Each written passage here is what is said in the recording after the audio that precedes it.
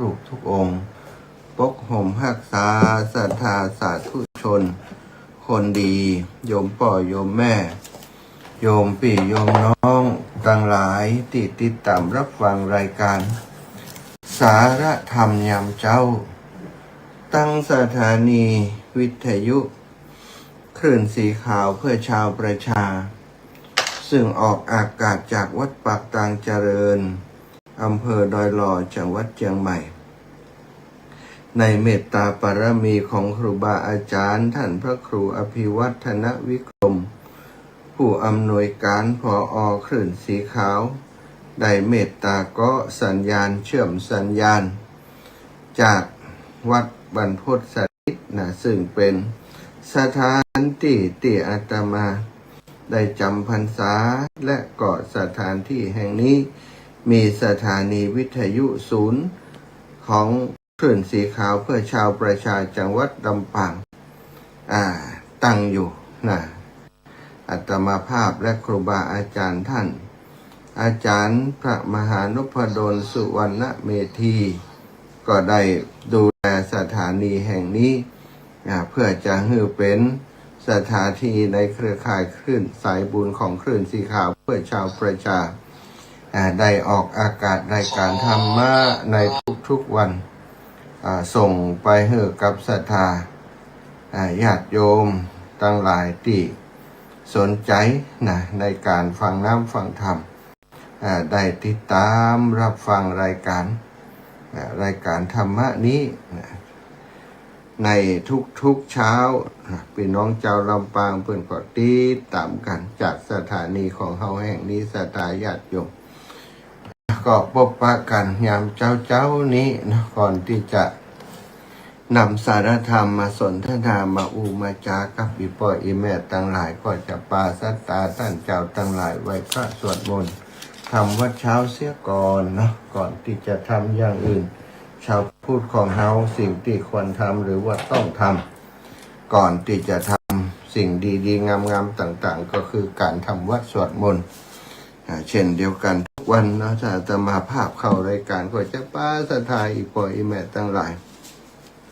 ไหว้พระสวดมนต์ก่อนทุกครั้งไปวันนี้ก็เช่นเดียวกันพร้อมแล้วก็จะได้ไหว้พระพร้อมกันเนาะ กราบพระพร้อมกันกราบหนึ่งพุทโธเมนาโธ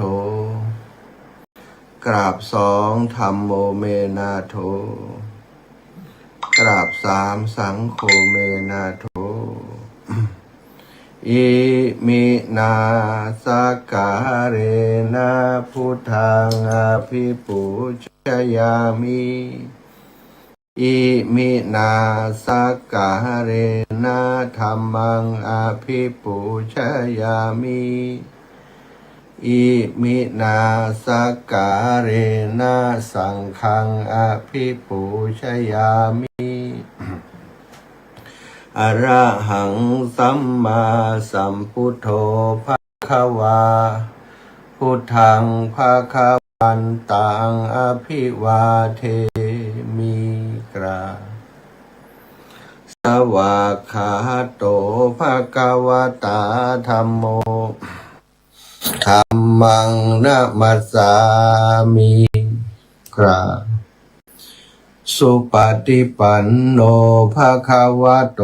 สาวกสังโฆสังฆังนะมามิกรานะโมตัสสะภะคะวะโตอะระหะโตสัมมาสัมพุทธัสสะนะโมตัสสะภะคะวะโตอะระหะโตสัมมาสัมพุทธัสสะนะโมตัสสะภะคะวะโตอะระหะโตสัมมาสัมพุทธัสสะพุทธังสรณังกัจฉามิธัมมังสรณังกัจฉามิสังฆังสรณังกัจฉามิ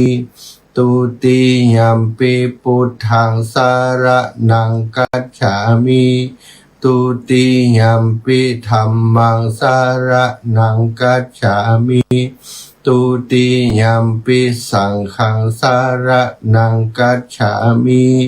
ตติยัมปิพุทธังสรณังกัจฉามิตติยัมปิธัมมังสรณังกัจฉามิตติยัมปิสังฆังสรณังกัจฉา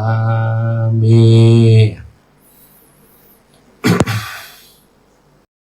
อิติปิโสภะคะวะอะระหังสัมมาสัมพุทโธวิชชาจารณะสัมปันโนสุขาโตโลกาวิทูอนุตตโรปุริสธรรมะสารทิสัทธาเทวมนุสานังพุทโธภะคะวะติสวะคาโตภะคะวะตาธัมโมสันทิฏฐิโก อากาลิโกเอหิปัสสิโกโอปานายิโกปัจจตังเวทิตาโพวินยูหิติสุปฏิปันโนภะคะวะโตสาวกสังโฆอุชุปฏิปันโนภะคะวะโตสาวกสังโฆยายาปฏิปันโนภะคะวะโตสาวกสังโฆสามิจิปฏิปันโนภะคะวะโตสาวกสังโฆยะทิทังจัตตาริปุริสายุขานิอัฏฐะปุริสปุคคลาเอสะภะคะวะโตสาวกสังโฆอาหุนยโยปาหุนยโยทักขินยโยอัญชลิการะนิโยอนุตตรังปุญญเขตังโลกัสสติกราบพระพร้อมกันเนอสถาตั้งหลายกราบหนึ่งพุทธังวรันตังศิรสานามามิกราบสองธัมมังวรันตังศิรสานามามิกราบสามสังฆังวรันตังศิรสานามามิไหวพระสวดมนต์ทำวัดเย็นด้วยกันเรียบร้อยทำวัดเจ้าด้วยกันเรียบร้อยแล้วนะสถานก็จะได้นำเรื่องราวอันมีสาระอันมีประโยชน์อันเป็นทิฏฐานุคติมามาจากับศรัทธาญาติโยมทั้งหลายอันความตายใจนาลีนี้บ่พ้นจะรวยจนก็ต้องตายกลายเป็นผีถึงจะฮักเพียงใดสุดท้ายก็ตายจากกันอยู่ดีบ่าวันนี้ก็วันนาจ้าหรือเร็วศรัทธาญาติโยมความตายนั้นมีเป็นของประจำตัวของทุกคนเนาะเกิดมาแล้วที่จะบ่ตายนั้นเป็นบ่มีสัจธรรมที่เที่ยงแท้แน่นอนของชีวิตก็คือเกิดแก่เจ็บตายอนิจจังทุกขังอนัตตาอันเป็นกฎไตรลักษณ์ที่พระพุทธองค์ทรงค้นพบแล้วเอามาแจกแจงแสดงบอกกล่าวให้พุทธศาสนิกชนทั้งหลายว่าเธอทั้งหลายจงตั้งอยู่ในความไม่ประมาทเถิดปมาโทมัจจุโนปะทังความประมาทเป็นบ่อเกิดแห่งความตายความตายทั้งหลายที่มาถึงเฮาเนาะศรัทธาญาติโยมบางเตื้อบางทีเป็นความตายที่ว่าถึงการถึงเวลาแต่เกิดจากความประมาทของเฮานั่นเองตายตั้งร่างกายนั้นเฮาอาจจะอายุ60 70 80 90หรือว่า100 ปีเสียชีวิตลงโดยโรคภัยไข้เจ็บที่เกิดขึ้นภายในตนตัวของเฮาหมดสิ้นอายุไขทำกาลจากไปนั่นด้านร่างกายแต่ว่าด้านจิตใจของคนเฮานั้นมันตายได้ทุกวินาทีสถาถ้าเมื่อใดเฮามีความประมาทปล่อยให้กิเลสตัณหาอวิชชาทั้งหลายนำพาชีวิตเฮา ณเวลานั้นคือเราได้ตายตั้งจิตวิญญาณตายจากความเป็นพุทธะตายจากผู้มีความสะอาดสว่างสงบเป็นผู้ที่มีความมืดมนอนทการมีความโลภความโกรธความหลงเกิดขึ้นในจิตในใจของเราศรัทธาอีพ่ออีแม่ทั้งหลายเมื่อวันก่อนวันที่8นะได้รับข่าวเศร้าซึ่งก็ได้มีการจากไปของครูบาอาจารย์นักเทศผู้ยิ่งใหญ่ของเมืองละปูนของเฮานะท่านพระครูพิทักษ์ธรรมกรตุลุงสวัสดิสทาญาติโยมหรือว่าตุลุงเองเปิ่นนี่เปิ่นมักจะห้องตัวเก่าว่าตุลุงความจริงแล้วอายุนักหนาแล้ว84 ปีถือว่าเป็นหลวงปู่แล้วเนาะได้มรณภาพได้ด้วยอาการสงบที่วัดบ้านแจ่มเมืองลำปูนตำบลเมืองเขแจ้วังลำปูนซึ่งตั้งคณะสงฆ์พุทธศาสนิกชนชาวจังหวัดลำปูนได้ร่วมอาลัยอย่างสุดซึ้งต่อการมรณภาพจากไปของพระครูพิทักษ์ธรรมกรสวัสดิ์สังศีลสังวโรพุทธิของเปื่อนต่างธรรมก่อนนักธรรมเอกได้ต่างโลกปริญญาพุทธศาสตร์บัณฑิตพทบกิตติมศักดิ์จากมหาวิทยาลัยจุฬาลงกรณราชวิทยาลัยท่านหลวงปู่เปื่อนเป็นเจ้าอาวาสวัดบ้านแจ่มที่ปรึกษาเจ้าคณะตำบลมะเขือแจ้เขต1ซึ่งได้ละสังขารอย่างสงบณวัดบ้านแจ่มในวันเสาร์ที่8 สิงหาคมพุทธศักราช2569สิริอายุรวมได้84 ปีพรรษา60นำความโศกเศร้าสลดใจมาสู่ศิษยานุศิษย์ทั่วทุกสารทิศทั้งที่ได้เตรียมอกเตรียมใจไว้แล้วนะคนเฮาอายุนักหนาแล้วหลวงปู่อายุได้84 ปีเกิด485นะปัจจุบันก็84 ปีก็เท่ากับโยมแม่ย่าของอาตมาพอดีได้มีลูกศิษย์นะได้ส่งข้อความมาให้แต่ว่ากับอาตมาวันศุกร์นะแต่ว่านี้ก็เลยได้ไปร่วมพิธีรดน้ำศพพระราชทานน้ำหลวงอาบศพของหลวงปู่ด้วยแต่ว่าอาตมานั้นไปตอนเจ้าละสถานตอนเจ้าประมาณ9 โมง 10 โมงไปถึงก็ได้ทำพิธีเสียก่อนเนื่องจากว่าหลังจากนั้นจะต้องไปประชุมบ่ายโมงเกินไปประชุมที่ดอยนางแก้วจึงได้ฉันเพลที่หันแล้วก็เดินทางกลับเดินทางไปที่ดอยนางแก้วไปประชุมต่อศรัทธาญาติโยมคนเฮาการที่จะบวชในพุทธศาสนาแล้วก็อยู่อย่างยืนมาถึง60 พรรษานั้นก็บ่ใจเรื่องที่ถือว่าบ่ใจเรื่องธรรมดานะของคนหนึ่งหลวงปู่นี้จริงๆแล้วตั้งแต่บวชเป็นสามเณรมาสามเณรศึกษาห้ำเฮียนมาตั้งแต่เป็นสามเณรเป็นผู้ที่ขยันหมั่นเพียรนะแล้วก็อุทิศชีวิตเพื่อพุทธศาสนาและชุมชนอย่างจริงจังตลอดเส้นทางแห่งการอยู่เป็นพระสงฆ์องค์สังฆเจ้าในพุทธศาสนา60 พรรษาหลวงปู่พระครูพิทักษ์ธรรมกรได้ทำประโยชน์มากมายแก่พุทธศาสนาและประชาชนในพื้นที่และก็นอกพื้นที่ต่างๆด้วยการที่หลวงปู่เป็นนักเทศน์ชื่อดังของจังหวัดลำพูนจากการที่ได้ฝึกฝนมาตั้งแต่เล็กแต่น้อยนั่นเองศรัทธาเตะม้วนเนอะศรัทธาญาติโยมทั้งหลายเตะแบบตู้จกหรือว่าตู้ลุงทองนั่นก็เก่งนะเตะแบบมรดกธรรมกำเมืองจะเป็นเป็นกาบอย่างนี้ครบสูตรหมดนะปาฐกถาบรรยายธรรมนี่หาตัวจับยากเนาะหลวงปู่พระครูพิทักษ์ธรรมกรแล้วก็ได้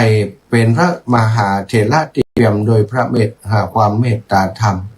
เ เป็นที่เคารพศรัทธาของชาวตำบลมะเขือแจ้และชาวเมืองลำพูนอย่างเหนียวแน่นจากการที่ได้รับมอบหมายได้รับแต่งตั้งจากคณะสงฆ์เป็นเจ้าคณะตำบลมะเขือแจ้จนเปิ่นได้เกษียณเมื่ออายุ80ศรัทธาญาติโยมอุทิศตนพัฒนาวัดวาอารามเพื่อเป็นศูนย์กลางศูนย์รวมจิตใจกอบไปด้วยคุณูปการสำคัญมากมายต่อวงการคณะสงฆ์และท้องถิ่นถือว่าท่านนั้นก็เป็นผู้ที่ปลุกปั้นปลุกเสกเนาะปลุกเสกคนธรรมดาให้เป็นคนมีความรู้มีการศึกษาโดยได้เป็นเสาหลักสร้างโรงเรียนพระปริยัติธรรมขึ้นวัดบันแจ่มชื่อวัดโสภณารามวัดโรงเรียนปริยัติธรรมนะโรงเรียนพระปริยัติธรรมในวัดแห่งบันแจ่มนั้นนะท่านได้ริเริ่มจัดตั้งโรงเรียนปริยัติธรรมวัดบันแจ่มเพื่อเปิดโอกาสให้ลูกพระลูกเนนเยาวชนในพื้นที่ที่ลำบากเนาะที่บ่มีทุนในการเรียนตั้งโลกนำมาบวชมาอยู่ในวัดในวาก็มาห้ามมาเรียนสงเคราะห์ลูกหลานคนยากคนจนทั้งหลายในพื้นที่เพื่อได้ศึกษาเราเรียนทั้งแผนกธรรมและบาลีส่งเสริมการศึกษาให้แก่ลูกหลานชาวบ้านที่ขาดแคลนทุนและทรัพย์เพื่อมีโอกาสได้รับการศึกษาทั้งทางโลกและทางธรรมศรัทธาญาติโยมหลายอย่างเนาะคุณูปการด้านนี้ส่งเสียลูกพระลูกเนนคือไปห้ามไปเฮียนวิทยาลัยสงฆ์จังหวัดลำพูนจังหวัดเชียงใหม่แม้กระทั่งส่งไปเฮียนบาลีในกรุงเทพมหานครคนที่สนใจก็ส่งไปเฮียนได้เป็นปรริญญาธรรมได้มาช่วยการศึกษาที่วัดส่งไปเฮียนในอินเดียหลวงปู่เป็นผู้ที่มีเมตตาสูงมากศรัทธาญาติโยมลูกพระลูกเนนที่อยู่ตัวนี้บัดได้บุกตีบัดได้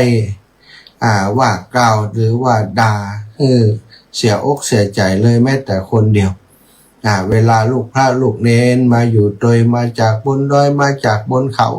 หลวงปู่ก็ไปเยี่ยมไปดูแลครอบครัว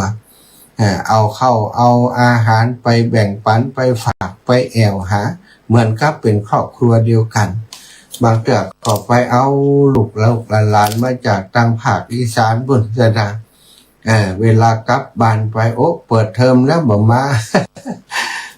หลวงปู่ตัวหาไปถึงบ้านไปบอกหลวงปู่ง้อมเด้อสู่เขามาอยู่ บางเตือนเราอ่อนกึดจะอยู่บ้านเห็นแล้วบอกไปเห็นแล้วกึดจะซึกแล้วอะไรหาบ้านความที่หลวงปู่ไปแอวหาเราศรัทธาญาติโยมก็เลยได้ปิกมาโดยหลวงปู่หลายๆคนมาเป็นครูบาอาจารย์อยู่ที่วัดบันแจ่มนั้นศรัทธาอาตมาภาพนั้นก็เป็นถือว่าเป็นลูกเป็นหลานคนหนึ่งของหลวงปู่พระครูพิทักษ์ธรรมกรได้หันเปิ่นมาตั้งแต่น้อยศรัทธาญาติโยมหลวงปู่นี่เปิ่นมีญาติมีพี่มีน้องอยู่ที่บ้านทุ่งโป่งนอกปอลูนนั่นคือปอลุงปอเอาเปิ่นไปอยู่ที่บ้านทุ่งโป่งหลวงปู่พระครูพิทักษ์ธรรมกรตั้งแต่สมัยเป็นสามเณรและศรัทธาเดินทางไปข้ามดอยข้ามแปดดอยจากตังลำพูนนี่ไปทางเชียงใหม่ข้ามไปพุ่นข้ามไปเมืองป่าข้ามไปอยู่ตุงโป่งเพิ่นอยู่ข้างทางแรมเป็นเดือนสถานไปอยู่กับญาติของเพิ่นอยู่ติปุ่นรุ่นของแม่อาตมานี่ก็จะได้หันหลวงปู่บ่อยแต่ว่าอาตมานี่ได้หันตอนหลวงปู่เพิ่นไปเทศไปเทศที่หมู่บ้านของอาตมามีงานศพมีงานอย่างของญาติพี่น้องก็ไปเป็นประจำไปตังเมืองปานเป็นประจำเปิ่นก็ฮู้จักกับผู้รักผู้ใหญ่คนเฒ่าคนแก่ในหมู่บ้านของอาตมาเยอะอย่างแม่ปีแม่ป๋ากะแม่หลวงแถมกะเนาะแม่พ่อครูตันเนี่ยคนเก่าๆเปิ่นฮู้จักเนาะเวลาเปิ่นญาติพี่น้องคนเฒ่าคนแก่ชีวิตไป หลวงปู่เปิ้นฮู้ก็ไปศรัทธาบางเตือไปเขาก็ลวดนิมนต์เตดด้วยหลังๆมานี่พอทราบว่าคนนี้คนนั้นเนี่ยฮู้จักกับหลวงปู่ลูกหลานเปิ้นฮู้จักสนิทนะอาตมาก็จะเป็นคนที่ประสานนิมนต์ขอเวลาหลวงปู่ไปเตดเปิ้นก็ฉลองศรัทธาทุกครั้งศรัทธาไปเตดตีหมู่บ้านชุมชนทุกครั้งที่ไปก็สร้างรอยยิ้มสร้างความสุขกับศรัทธาพี่น้องบ้านทุ่งโป่งของเฮาทุกงานที่หลวงปู่ไปไปก็บ่ได้ไปมือเปล่ามีของไปฝากศรัทธาญาติโยมหลายๆอย่างศรัทธาแล้วก็ที่สำคัญนี่คือตึ้มเอากันเตดเป็นน้ำแล้วนะเนี่ยอย่างใดก็ตึ้มเอาเป็นเยอะนะเอาการน้ำมันก็ตึ้งมีเนี่ยคือน้ำจิตน้ำใจของหลวงปู่พระครูพิทักษ์ธรรมกรคณะสงฆ์ในจังหวัดลำพูนเปิดมีการอบรมลูกพระลูกเนนกาอบรมประชาชนกาในพื้นที่นิสดาตัวเลือกที่หนึ่งก็คือหลวงปู่พระครูพิทักษ์ธรรมกรเป็นวิทยากรบรรยายอบรมศีลธรรมหมู่บ้านศีลห้าก็อย่างการนี่โอ้เปิดเก่งศรัทธาเหยเนาะถือว่าเป็นพระธรรมกถึกที่เชี่ยวชาญในการสื่อสารในการแสดงธรรมเป็นอย่างยิ่งถึงแบบมรดกธรรมกำเมืองล้านนาและก็การบรรยายการเทศแบบปาฐกถาทั่วไปถือว่าหาตัวจับยากแล้วสิ่งหนึ่งเนาะที่ประทับใจวันก่อนตะวันนี้ไปนั่งกับครูบาอาจารย์รูปหนึ่งซึ่งท่านบักกรนี้ก็ได้รับใช้ใกล้ชิดหลวงปู่พระครูพิทักษ์ธรรมกรที่วัดบ้านแจ่มแต่ต่อมาเนาะเปิ้นแม่เปิ้นบ่สบายอายุนักนะบ่มีไผดูแลเปิ้นได้ซื้อขาลาเพศออกไปอยู่ดูแลแม่ดูแลดูแลครอบครัวคือจนแม่เปิ้นได้เสียชีวิตไปศรัทธาเปิ้นก็โอ้ไหนก็ซึกเมินแล้วก็เลยได้ทำลำไยไปแต่ว่าได้เกิดอุบัติขึ้นนะระหว่างที่ทำสวนทำให้เปิ้นต้องเข้ารักษาที่โรงพยาบาลกลายเป็นคนที่ติดเตียงศรัทธาติดเตียงอยู่คือนอนจนก็แผลกดทับเนาะแผลกดทับเปิ้นบอกว่าหมอก็บอกว่าแผลกดทับถุงกระดูกแล้วหลวงปู่บ่เคยทิ้งคนที่ไปเยี่ยมพระสงฆ์ที่ไปเยี่ยมบ่อยที่สุดคือหลวงปู่พระครูพิทักษ์ธรรมกรไปเยี่ยมไปแอวหาตั้งแต่อยู่บนเตียงเนาะบนเตียงพยาบาลแล้วก็ให้กำลังใจตลอดหลวงปู่ว่าเนี่ยเดี๋ยวถ้ามึงดีขึ้นแล้วไปบวชเนี่ยบุญผ้าเหลืองมึงหมดอีหล่ะคนที่นอนอยู่บนเตียงนั้นก็บอกว่าโอ้หลวงปู่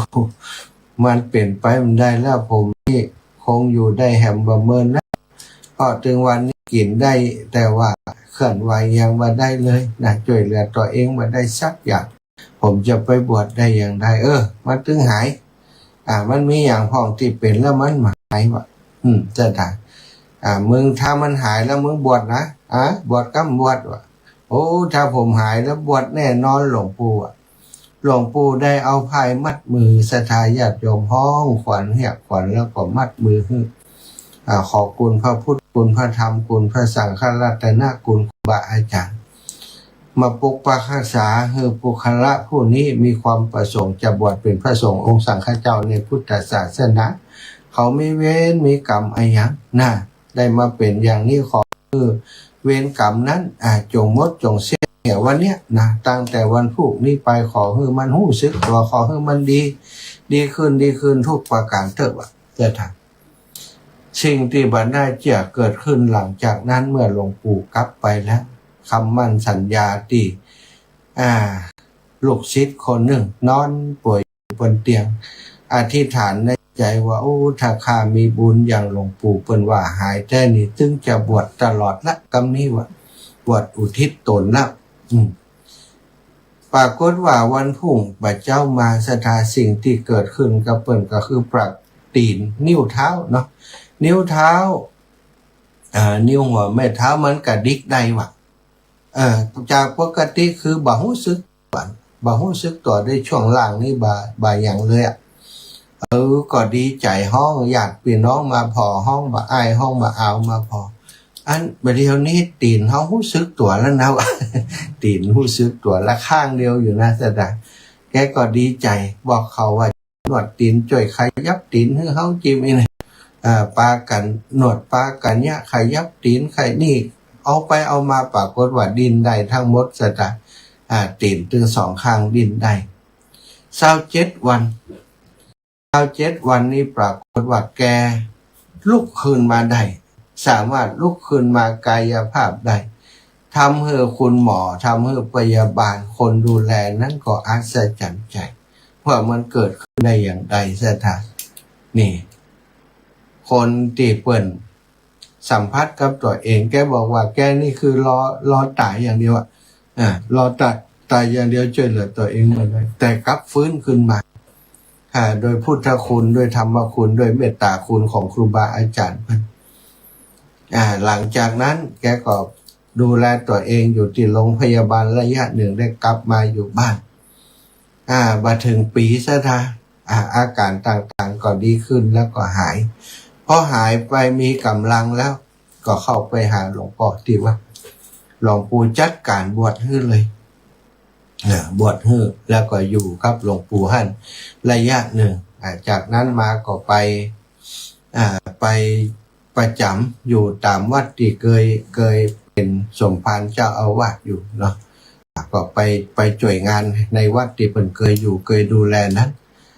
ตะวานี่ก็ไปพบกันโดยบังเอิญศรัทธามาได้นัดหมายกันไว้ก่อนไปนั่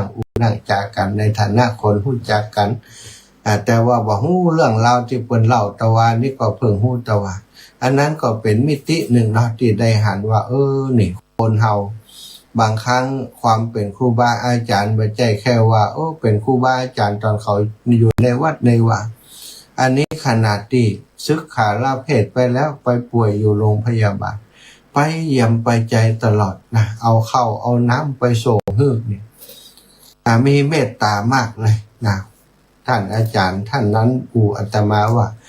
คือเหมือนกับป่อผมคนหนึ่งครับทุกวันนี้ก็คิดว่าเป็นป่อเป็นป่อทำทุกอย่างก็เพื่อป่อคนเนี้ยแต่ณวันนี้จากนี้ไปก็คงจะเป็นความทรงจำที่ดีให้กับเพิ่นแล้วก็หมู่เฮาท่านเจ้าทั้งหลายทุกคนเนาะแต่วันนี้มีการรดน้ำศพพิธีน้ำหลวงส่งศพพระราชทานโดยตะวันที่สำนักงานเจ้าคณะอำเภอเมืองลำพูนได้โดยการอนุมัติของเจ้าคณะอำเภอเมืองลำพูนได้จัดแจ้งกำหนดการพิธีให้คณะศิษยานุศิษย์ร่วมถวายความอาลัยณบ้านแจ่มตำบลมะเขือแจ้เมืองลำพูนวันอาทิตย์ที่9 สิงหาคือตะวันนี้แล้วเวลา 15 นาฬิการดน้ำศพแล้วก็พิธีน้ำหลวงส่งพระศพพระราชทานประวัติของหลวงปู่เนาะข่าวเนื้อศรัทธาวัดบ้านแจ่มเป็นศูนย์รวมของศรัทธาแห่งจังหวัดลำพูนเพราะบทบาทสร้างโอกาสทางการศึกษาผ่านโรงเรียนโสภณวิทยาจังหวัดลำพูนหากจะอู้ถึงวัดที่มีประวัติศาสตร์อันยาวนานและเป็นเสาหลักทางจิตใจของเจ้าเมืองลำพูนตำบลมะเขือแจ้ก็คือวัดบ้านแจ่มก็เป็นวัดลาดในศรัทธาสังกัดคณะสงฆ์มหานิกายที่มีเรื่องราวน่าสนใจย้อนไปถึงยุคต้นของกรุงรัตนโกสินทร์พร้อมทั้งทำหน้าที่เป็นแหล่งประสิทธิ์ประสาทวิชาการแก่พระภิกษุสามเณรในพื้นที่มาอย่างยาวนานจากวัดทั้งสู่วัดที่รุ่งเรืองในยุคต้นรัตนโกสินทร์วัดบ้านแจ่มนี้ตั้งอยู่ที่เลขที่92หมู่ที่3ตำบลมะเขือแจ้อำเภอเมืองจังหวัดลำพูนมีจุดเริ่มต้นเมื่อพศ 2340 รัชกาลพระบาท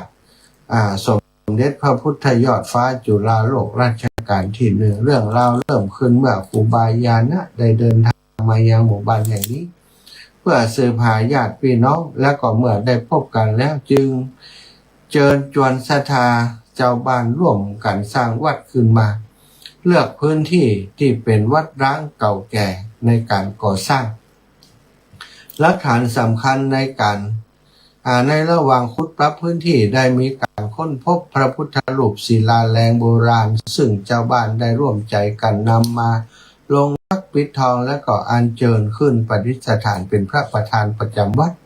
มาจนถึงทุกวันนี้วัดบรรแจมีเนื้อที่อยู่ที่3 ไร่เนาะ3 ไร่ได้รับพระราชทานวิสุงคามสีมาเมื่อ19 กันยายน 2471วิสุงคามสีมากว้าง50 เมตรยาว64 เมตรนะตลอดช่วงระยะเวลาอันยาวนานวัดบรรแจมีเจ้าอาวาสทั้งหมด10 รูปหลวงปู่ก็จะเป็นรูปที่10ในศรัทธาตั้งแต่ปี510เป็นอยู่ที่มาเนาะ2,100ถึง2,109เนาะจนถึงปัจจุบันจุดเด่นของการวัดแห่งนั้นนะคือการจัดการเรียนการสอนเปิดสอนตั้งแต่ระดับมัธยมศึกษาตอนต้นจนถึงมัธยมศึกษาตอนปลายหลักสูตรควบคู่สายสามัญเรียนวิชาพื้นฐานต่างๆแล้วก็สำคัญวิชาพุทธศาสนามุ่งสร้างโอกาสเปิดรับกุลบุตรเยาวชนศิษย์วัดเข้ามาบรรพชาเป็นสามเณรเล่าเรียนเน้นช่วยเหลือเด็กที่ขาดแคลนทุนทรัพย์ในพื้นที่และก็จังหวัดใกล้เคียงเป็นโรงเรียนประถมศึกษาสำหรับเด็กทั่วไปในชุมชนโดยการบริหารจัดการแยกส่วนกับโรงเรียนโสภณหลักโสภณวิทยาเนาะก่อเส้นหลวงปู่ไปแล้วตอนนี้ลูกศิษย์ลูกหาก็ต้องดำเนินการต่อสำหรับอาตมาภาพนักศรัทธาก็ได้ปรึกษาหารือกับศรัทธาพี่น้องครูบาอาจารย์วัดทุ่งโป่งและศรัทธาพี่น้องวัดทุ่งโป่งบ้านทุ่งโป่งจะไปเป็นเจ้าภาพในวันที่11มากึดแบบเดียวนี้นะกึดตะวาและตะวานี้ได้ไปลงชื่อเป็นเจ้าภาพที่วัดบรรแจมส่งน้ำแล้วก็ได้ไปนั่งอู่กับครูบาอาจารย์เนาะลูกหลานของหลวงปู่ก็มีวันว่างอยู่วันที่11กับ12ที่ยังมีไผจะเป็นเจ้าภาพคำจัดก็เลยว่าผมและคณะศรัทธาคลื่นสีขาวลำปางลำพูนจะเป็นเจ้าภาพวันที่11แล้ววันที่12จะไปฝังเนาะก็เลยครับเป็นเจ้าภาพ11ต่อวันนี้ก็ได้แจ้งไปทางผู้ใหญ่บ้านบ้านทุ่งโป่งแล้วก็วัดทางวัดทุ่งโป่งครูบาอาจารย์วัดทุ่งโป่งบอกว่าจะเป็นเจ้าภาพร่วมกันวันที่11นะผมก็รับทราบกันแล้วมาพอเวลาว่าถ้าเกิดไปในช่วงเวลาที่บ่ค่ำวันแรงนี่ศรัทธาพี่น้องจะลำบากศรัทธาเขามาจากหลายที่หลายแห่งก็เลยว่าอาตมาจะเดินทางไปร่วมบำเพ็ญกุศลไปเป็นเจ้าภาพนะในช่วงของตอนบ่ายศรัทธาบ่าย2 โมงนะบ่าย2 โมง2 โมง3 โมงนี่แหละเนาะที่วัดบรรแจมศรัทธาญาติโยมทั้งหลายที่รู้จักหลวงปู่ก็ดีหรือว่าได้ยินได้ฟังเรื่องราวความเมตตาของหลวงปู่อยากจะร่วมในงานศพบำเพ็ญกุศลเรื่องในงานศพของหลวงปู่พระครูพิทักษ์ธรรมกรวัดบรรแจมอำเภอเมืองจังหวัดลำพูนก็เรียนเชิญเจริญพรไปร่วมกับอาตมาได้ในวันที่11วันพรุ่งนี้เนาะวันนี้วันที่10แล้วนี่วันพรุ่งนี้11อาตมาก็จะไปถึงปุ้นก็ประมาณสักก่อนเพลสักน้อยเท่านั้นพิธีก็จะขอนิมนต์พระสงฆ์องค์สังฆเจ้าในพื้นที่ได้ทำพิธีในช่วงของตอนบ่ายนะบ่าย2บ่าย3นี่แหละเนื่องจากว่าถ้าเป็นกลางค่ำกลางคืนนี่จะลำบากกับคนเฒ่าคนแก่ที่เดินทางไกลเนาะ จะทำในช่วงข ของกลางวันนั้น ส่วนกลางคืนนั้นก็คงจะเป็นครูบาอาจารย์นะที่วัดทุ่งโป่งจะมอบปัจจัยไว้ให้กับเปิ้นให้ได้ทำเป็นเจ้าภาพในภาคกลางคืนอาตมาไปก็จะรวดฟังสวดเลยว่านิมนต์มาสวดพระอภิธรรมให้กับวละ เตดว่าต้องก็ได้ไว้เป็นในภาคกลางคืนเอานอกศรัทธาญาติโยมในพื้นที่เนอะจังหวัดเชียงใหม่จังหวัดลำพูนแล้วก็พี่น้องทางลำปางเฮาไผที่โอ้อีแม่ก็ถ้ากลางคืนไปมันได้ถ้ากลางวันนี่ไปได้อยู่ก็เชิญเจริญพรไปที่วัดบันแจมไปปะกันพุ่นกันแล้วกันเนอะแม่ครูละวันปุยคำพี่น้องจากตังลำปูนเนาะไปพบปะกันพุ่นเนอ เอาละศรัทธาญาติโยมเนาะก็ชั่วโมงแรกนี้คงบ่ได้โทรมามาจากกันเดียวชั่วโมงหลังจะปั่นเวลาให้โทรเยอะหน่อยกันแล้วกันเนาะชั่วโมงนี้ก็ขอขอบคุณครับทุกคนที่ติดตามตื่นเช้ามาเปิดวิทยุรับฟังแล้วก็ติดตามรับฟังรายการมาจนถึงเวลานี้ก็เดียวก็จะได้กันต่อไปจนถึงวันนี้ท่านอาจารย์พระครูเมตตามอบเวลาถวายเวลามาถึง6 โมงเนาะก็คงจะนั่งนั่งจากกันไปอีก2 ชั่วโมง เอาอย่างมาล้ำเรืออาจารย์เดี๋ยวจะเตะทำเมียงพอกันแล้ว ส่วนตอนนี้มันเปิดสายแต่กันเนอะอีปอยอีแม่ฟังเพลงตื่นเถิดกันเนาะตื่นเถิดตื่นเถิดตื่นละจอนเจ้าไปบัดตื่นก็ตื่นเสนอ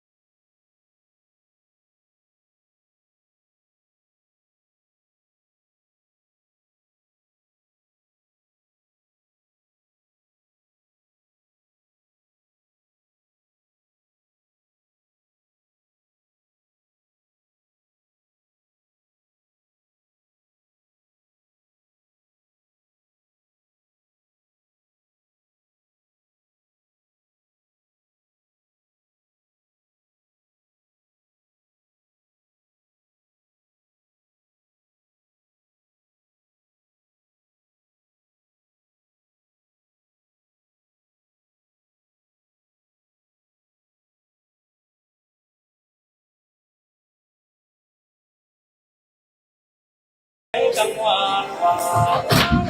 เป็นแม่ได้ยินเสียงสวดมนต์แล้ว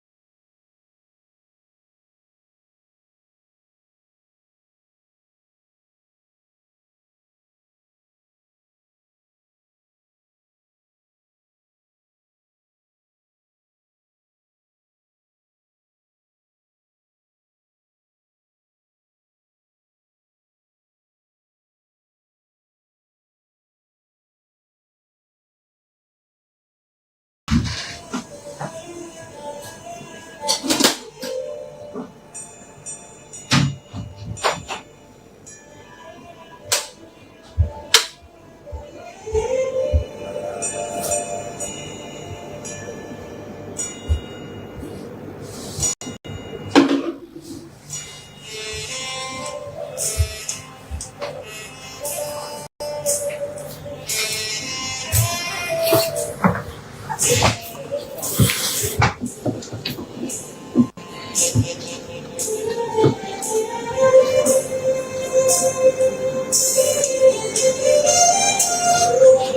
งแจ้งสูนบุญส่องท้องใสสาดส่องแสงทองนำไทย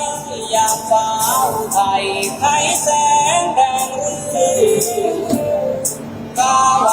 าร้องก้องไกลไกลข้างฟ้ายืนศักดิ์สิทธิ์ร่อนบินอาเยือเพื่ออรุณได้เริ่มเบิกฟ้า คนเขาเหล่าป่าบรรณาวิธีสัตว์น้อยใหญ่มากมายมีปลิงทางจะมีแค่ท้องฟ้าเสียงมันเล่าร้องแอบโอยอวดโอยโอยมาเตือนให้รู้ว่าควรถึงเวลาใส่บาตรอยากเรารักอาจารย์ตัวยานไกลไกลเห็นจีวรเรื่องสวัยแต่เหมือนพาใจให้คลายร้อนราวสาวกพระพุทธองค์ผู้ทรงทรงศีลนานนาวหาใครที่ไหนกันเล่าเกินพระคุณเจ้าเท่าเทียมชนา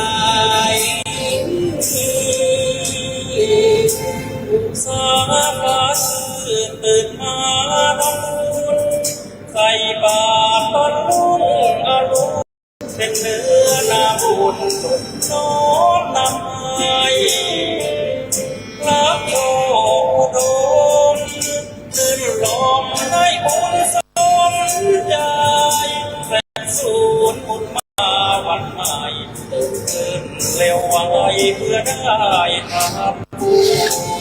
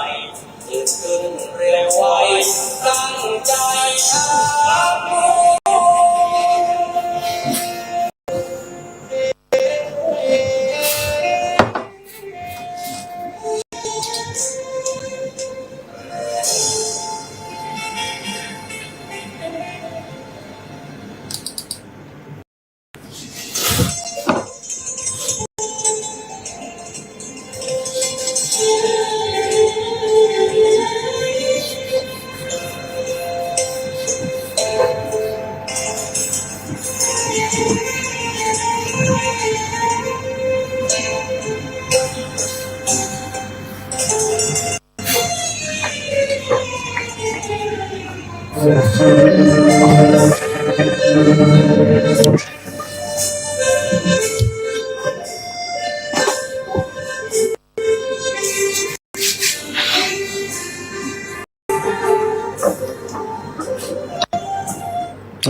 ศรัทธาญาติโยมพบปะกันชั่วโมงที่สองพอได้พักผ่อนก็มีเหลี่ยวมีแรงขึ้นมาอีกหน่อยเนาะตื่นเจ้านี่บางทีสมองมันก็มึนสลืออู้มึนเนาะแต่ตื่นมาแล้วก็นั่งจอนั่งแจ๋ว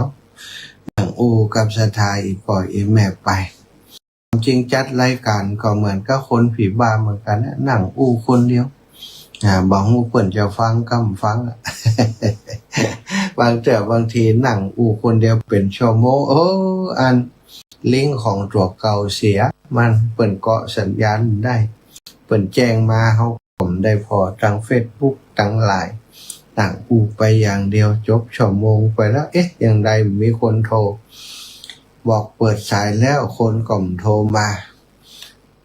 พอมาเข้าไปเปิดใน Facebook ก็เป็นว่าดับปิ้ง ดับปิ้งเย็นวอยคือทางวิทยุเปิ่นได้ยินศรัทธาโสมได้ก็มีนะก็ว่าไปเนาะจินตนาการเอาว่าศรัทธานอนฟังหนังฟังอยู่ที่บ้านที่จองกันนักหนาป้าน่ะจะมานั่งรับนี่ก็งกได้อย่างใดศรัทธาเปิ่นฟังบ่ฮู้เรื่องฟังบ่เข้าใจก็เสียเวลาเปิ่นบ่ได้เสียเวลาตัวบ่ได้เนาะศรัทธาญาติโยมช่วง 2-3 วันที่ผ่านมาเข้าไปพอข่าวต่างๆก็เป็นตีน่าสลดหดหูในหัวใจเนาะศรัทธาเรื่องราวที่เกิดขึ้นที่โรงเรียนที่มีชื่อเสียงแห่งหนึ่งในกรุงเทพมหานครบทเรียนเกิดบทเรียนอันสำคัญขึ้นเนาะที่เกิดขึ้นที่โรงเรียนแห่งหนึ่งจากการที่มีเด็กนักเรียนเนาะได้นำการอย่างได้ใช้ปืนกราดยิงในโรงเรียนแห่งนั้นหลายๆคนคิดว่าสถานศึกษาเนาะสถานศึกษาเป็นที่ปลอดภัยที่สุดนะของลูกของหลานของเฮาแต่แล้วสิ่งที่เกิดขึ้นศรัทธาญาติโยมทั้งหลายทำให้เฮาได้หันว่าความตายนี่มีอยู่ที่ทุกหนทุกแห่งความปลอดภัยในชีวิตทรัพย์สินของคนเฮานี่มันก็มีทุกที่ทุกแห่งเหมือนกันนะจะอยู่ในบ้านในจองก็ดีจะอยู่ในโรงเรียนก็ดีจะไปคิดว่ามันจะปลอดภัยถ้าหากว่ามันมีเหตุมีปัจจัยให้เกิดเรื่องเกิดราวต่างๆมันก็ยังปลอดภัยอยู่นั่นเองเกิดเหตุเศร้าสลดขึ้นเป็นโศกนาฏกรรมเมื่อวันที่7 สิงหาคม 2569เนี่ยผู้ก่อเหตุเป็นนักเรียนของโรงเรียนแห่งนั้นแล้วก็มีรายงานว่าก่อนจะมีการกราดยิงที่โรงเรียนก็ได้ก่อเหตุกับปู่กับย่าที่บ้านก่อนแล้วก็เดินทางมาก่อเหตุที่โรงเรียนเป็นที่แปลกสถานที่บ้านนั้นก็มีไฟหูนะมีไฟได้ยินเสียงปืนเลยจึงมีไฟได้เข้าสกัดกันน้องคนนี้หรือว่าเด็กคนนี้ได้ทำอย่างเย็นนะไปปู่ย่าก็ถือว่าเป็นคนที่มีบุญคุณนะเนาะบ่าหูเกิดอะไรยังขึ้นตอนนี้เขายังสอบสืบหาสาเหตุอยู่แต่จะเป็นอย่างไรไปมาก็ยังบันแน่แต่อย่างไรก็ตามเนาะก็ต้องเสียใจกับเหตุการณ์นี้นะอย่างโดยเฉพาะครอบครัวติดปู่ย่าตัวเขาโดยและก็ครอบครัวของนักเรียนและคุณครูที่ได้เสียชีวิตจากเหตุการณ์นี้สังคมไทยแต่ปัจจุบันนี้ก็ต้องตั้งคำถามต่อทันทีและจะทำอย่างไรเพื่อบ่ให้โศกนาฏกรรมเช่นนี้เกิดขึ้นอีกเคยศรัทธาเหตุการณ์อย่างนี้มันเกิดขึ้น กรณีตีหนองบัวลำพูก็ดีนะหรือว่าสหรัฐอเมริกานะเป็นกรณีที่น่าศึกษาเพราะว่าต้องเผชิญเหตุยิงในสถานศึกษามาหลายครั้งเป็นเวลานานสหรัฐจึงได้พัฒนามาตรการป้องกันหลายรูปแบบแม้ยังไม่สามารถจะยุติปัญหาได้ทั้งหมดแต่ก็มีบทเรียนหลายเรื่องที่ประเทศไทยควรจะศึกษาอย่างจริงจังเช่นการตั้งศูนย์โรงเรียนปลอดภัยแห่งชาติขึ้นประเทศไทยก็ควรมีหน่วยงานกลางที่รับผิดชอบเรื่องความปลอดภัยในสถานศึกษาโดยตรงเชื่อมข้อมูลระหว่างโรงเรียนตำรวจกระทรวงศึกษาธิการสาธารณสุขครอบครัวและชุมชนเพราะสิ่งสำคัญที่สุดไม่ใช่เพียงฐานข้อมูลว่าใครเป็นคนอันตรายแต่ต้องมีระบบประเมินพฤติกรรมสัญญาณความเสี่ยงเป็นรายเป็นกรณีก่อนที่จะพัฒนาก่อนที่มันจะกลายไปเป็นความรุนแรงในสหรัฐใช้แนวทางนี้โดยทีมสหวิชาชีพทั้งโรงเรียนและก็ผู้เชี่ยวชาญสุขภาพจิตเจ้าหน้าที่บังคับใช้กฎหมายและหน่วยงานเด็กทำงานร่วมกันเพื่อประเมินและก็จัดการความเสี่ยงเขาต้องป้องกันการเกิดเหตุไม่ใช่รอให้เกิดเหตุแล้วก็สอบสวนว่าเกิดมาจากสถานอย่างปัจจุบันนี้ตื่นตัวกันกำลังหาตื่นตัวกำลังหามาตรการต่างๆมาจัดการแต่ว่าคนไทยเฮานี้มันถ้าบ่มีหน่วยงานอย่างต่างๆรับผิดชอบจริงๆจังๆเนี่ยสถานเดี๋ยวก็ลืมไปเดี๋ยวก็ปล่อยเหมือนเดิมอีกนะข้อที่2เด็กจะต้องเข้าบันทึกอาวุธปืนเด็ดขาดและก็โรงเรียนต้องเป็นพื้นที่ปลอดอาวุธเหตุการณ์ในวันนี้ทำให้เราต้องกลับมาถามคำถามสำคัญที่สุดข้อหนึ่งว่าเด็กเข้าถึงอาวุธปืนได้อย่างไรไม่ใช่เพียงปัญหาของโรงเรียนแต่เป็นปัญหาตั้งแต่ระดับครอบครัวการเก็บรักษาปืนการครอบครองอาวุธไปจนถึงการนำอาวุธเข้าสู่สถานศึกษาสหรัฐอเมริกาแม้จะมีสิทธิครอบครองปืนจะได้รับการคุ้มครองตามรัฐธรรมนูญอย่างเหนียวแน่นบ่มีไผขัดแต่รัฐและสถานศึกษาก็มีมาตรการด้านควบคุมปลอดภัยในโรงเรียนรวมถึงการส่งเสริมการเก็บอาวุธปืนอย่างปลอดภัยเพื่อลดการเข้าถึงของละอ่อนบ้านที่มีปืนต้องเก็บปืนและกระสุนอย่างปลอดภัยเด็กต้องบ่สามารถยิบไปใช้ได้และก็โรงเรียนต้องเป็นพื้นที่ปลอดอาวุธอย่างแท้จริงแล้วก็โรงเรียนข้อที่3โรงเรียนทุกแห่งต้องมีแผนรับเหตุร้ายจากคำเล่าของนักเรียนในเหตุการณ์วันนี้มีนักเรียนที่เมื่อได้ยินเสียงปืนรีบบอกเพื่อนให้หมอบปิดไฟแล้วก็หาที่ปลอดภัย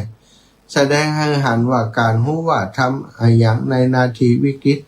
สามารถมีความหมายต่อชีวิตอย่างยิ่งโรงเรียนไทยทุกแห่งควรมีแผนรับเหตุการณ์ที่ชัดเจนตั้งแต่ระบบแจ้งเตือนฉุกเฉินการล็อกพื้นที่การสื่อสารกับตำรวจเส้นทางหลบภัยพื้นที่ปลอดภัยไปจนถึงการฝึกบุคลากรอย่างเหมาะสมโดยต้องคำนึงถึงผลกระทบทางด้านจิตใจของละอ่อนตนสหรัฐมีแนวทางสำหรับทั้งโรงเรียนและก็มหาวิทยาลัยมีการซ้อมหนีไฟซ้อมแผนรับเหตุร้ายที่จะเกิดในโรงเรียนข้อที่4เทคโนโลยีช่วยซื้อเวลาชีวิตให้ครูและเด็กเช่นกล้อง CCTV สถานที่บันทึกเหตุการณ์อย่างละเอียดบ่เพียงพออีกต่อไปเทคโนโลยีที่ปัจจุบันสามารถตรวจจับความผิดปกติแจ้งเตือนเหตุฉุกเฉินส่งตำแหน่งให้เจ้าหน้าที่ทันทีและช่วยให้โรงเรียนตัดสินใจได้เร็วขึ้นคือต้องเห็นเร็วแจ้งเร็วล็อกพื้นที่เร็วตำรวจถึงเร็วช่วยคนเจ็บเร็วเพราะในเหตุรุนแรงนาทีนี้มีทุกนาทีมีค่าที่อันนี้ก็เกิดเหตุไปแล้วเนาะต้องหันสัญญาณก่อนก่อเหตุเรื่องนี้อาจจะเป็นบทเรียนที่สำคัญที่สุดเพราะเด็กที่กำลังมีปัญหาอาจไม่ได้เดินเข้ามาบอกตรงว่าผมกำลังจะทำร้ายใครแต่จากกรณีศึกษาก่อนเกิดเหตุรุนแรงทุกครั้งผู้ก่อเหตุมักมีพฤติกรรม รือสัญญาณบ่งชี้หลายอย่างที่คนรอบตัวสามารถสังเกตและส่งต่อให้ผู้เชี่ยวชาญได้ประเมินได้โรงเรียนจึงต้องมีครูที่ปรึกษานักจิตวิทยาช่องทางแจ้งเบาะแสที่ปลอดภัยและทีมประเมินความเสี่ยงที่เข้าถึงเด็กได้จริงแนวทางของต่างประเทศเปิ้น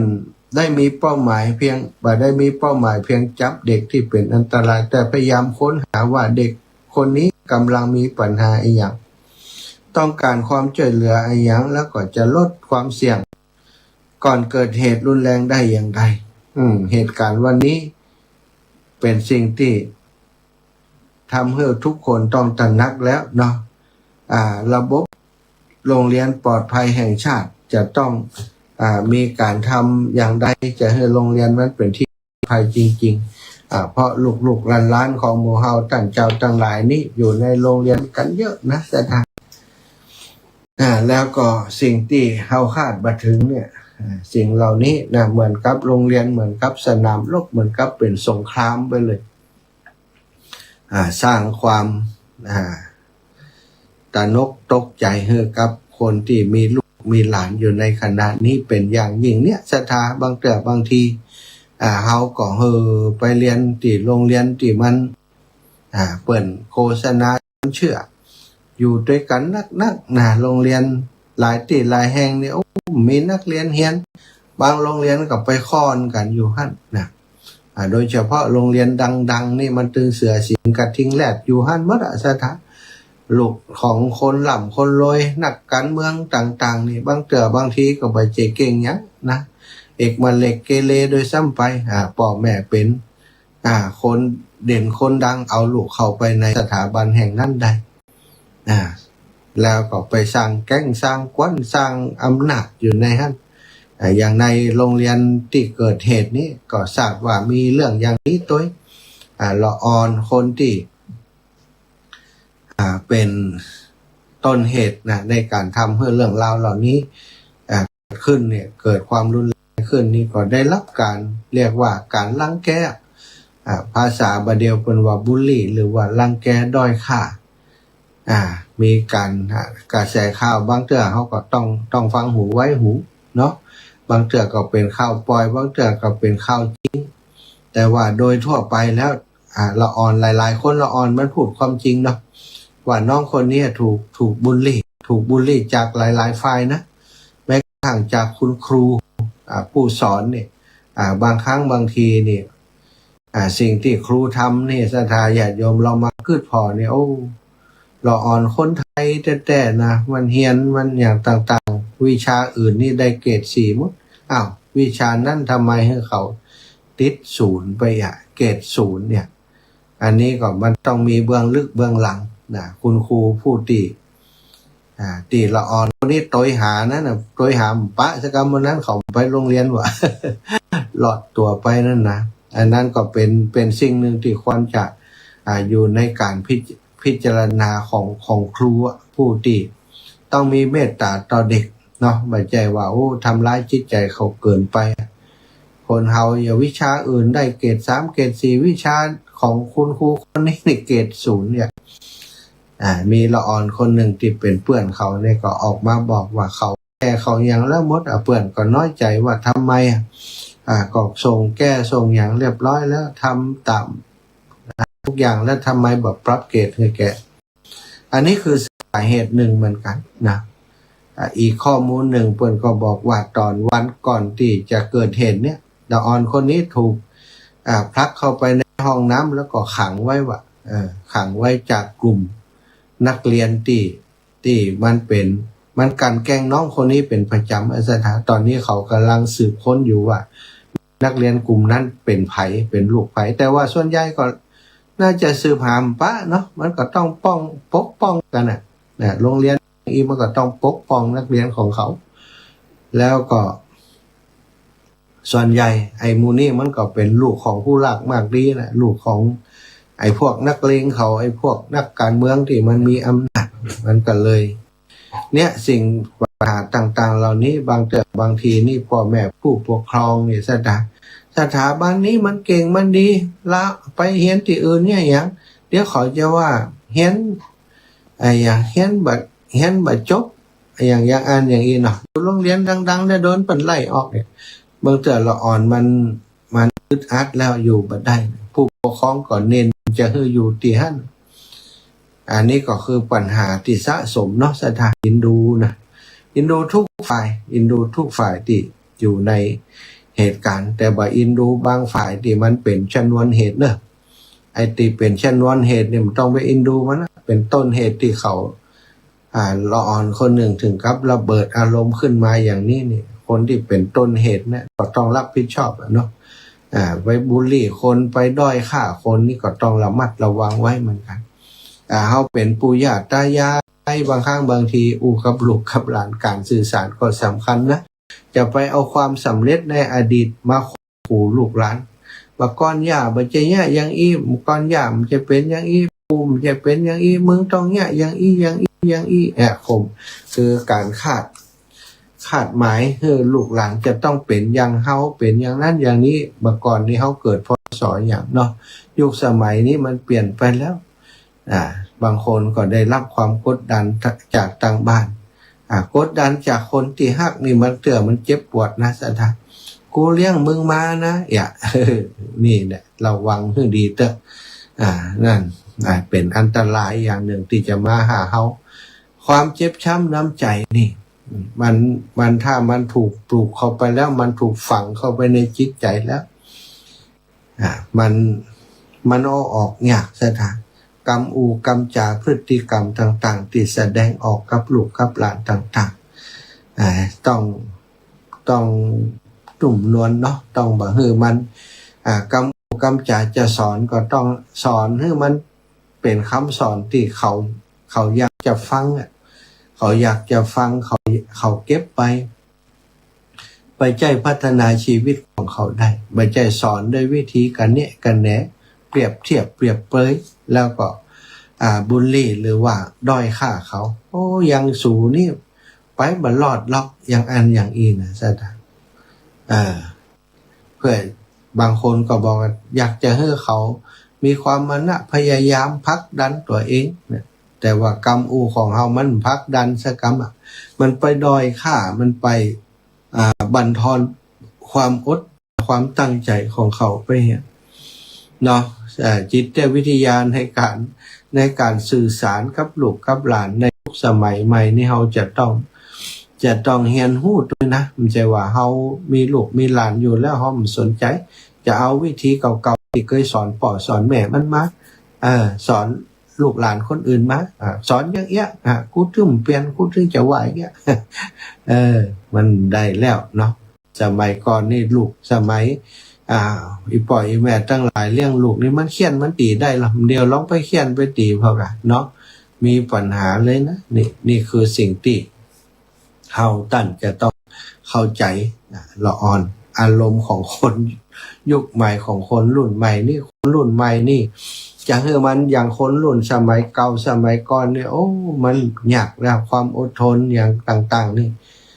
มันบ่ค่อยมีกันแล้วสถานและเทคโนโลยีที่การสื่อสารอย่างต่างๆมาเดียวนี่เขาไปเจ็ดตันเขาลุกเนาะเขาไปถึงไหนแล้วนะบางเกือบพ่อแม่ยังบอกหู้เรื่องเลยแต่ละอ่อนมันไปไกลกว่านั้นแล้วลูกเด็กเล็กแดงอุแวะออกมานี่หมุนแลบๆละโทรศัพท์มือถือนี่เก่งกว่าเฮาเนาะก็อยู่ในสถานการณ์ใดนะมีลูกมีหลานอยู่ที่บ้านที่จองก็เป็นปู่เป็นย่าเตียเจอความฮักความอบอุ่นเป็นที่พึ่งพิงของลูกของหลานของลูกของหลานให้เขารู้สึกปลอดภัยให้เขารู้สึกความสุขเวลาอยู่กับปู่กับย่ากับตากับยายจะไปให้เขาได้รู้สึกว่าไปหาปู่หายามได้ก็เดียดนะได้ก็สอนนะได้ก็ด่านะยังก็ได้ด่าเอาไปเอามาก็อย่างที่เหตุการณ์ที่เกิดขึ้นนี่มีหลายประเด็นนะสถานที่เฮาท่านทั้งหลายจะต้องมาคิดพิจารณาคิดกันให้ดีคนเฮาเปิ้นว่ามันแบบมีต้นสายปลายเหตุมันมีหรอกเรื่องราวจะเกิดอย่างนี้มันมีเหตุตั้งแต่ต้นนั่นแหละมันถึง สุดท้ายที่มันแสดงผลออกมานี้คือเป็นการเรียกว่ามันสุกงอมแล้วมันสุกงอมแล้วก่อนมันจะสุกงอมคือต้นเหตุของมันนี่มาจากใดจากไหนมันรวมกันหมดเนาะที่บ้านก็มีปัญหาที่บ้านก็มีปัญหาเริ่มจากพ่อแม่ที่แยกทางกันปู่ย่าก็อาจจะใจกรรมเนี้ยแต่ตีป่อมันเลิกกันถึงวันนี้ไผเลี้ยงดูเนี่ยจะเอาดีหรือว่าจะเอาดีเหล่านี้คือต้องมีเหตุมีผลเนาะละอ่อนมันอย่างว่านะละวัยนี้นะสถาญาติในสุดท้าย